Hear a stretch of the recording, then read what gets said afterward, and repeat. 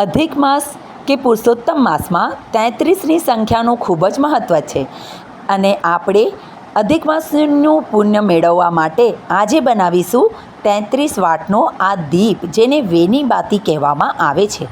અને પુરુષોત્તમ માસમાં આને પ્રગટ કરવાથી આ 33 વાટને મળાઈને જ્યારે આપ એક દીવો પ્રગટ કરો છો તો એની જ્યોત તમારા ઘરમાંથી દરેક પ્રકારનું વાસ્તુ દોષ દૂર કરી ઘરમાં સુખ, શાંતિ અને સમૃદ્ધિ લાવે છે.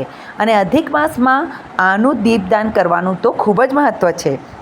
તો ફ્રેન્ડ્સ, તમે પણ પુરુષોત્તમ માસમાં આ 33 વાટને બનાવીને અને શુદ્ધ ગાયના ઘીમાં બનાવીને એક પિત્તળનો દીવો, માટીનો દીવો કે તમને લોટના દીવામાં પણ ભગવાન વિષ્ણુ સામે, શિવાલયમાં કે કોઈ યાત્રાધામ ગયા હો તો નદી કિનારે કે તુલસી ક્યારે 33 વાટનો આ દીવો કેવી રીતે બનાવવામાં આવે છે એનું સંપૂર્ણ વિડીયો તમને મારા ચેનલ પર મળી જશે.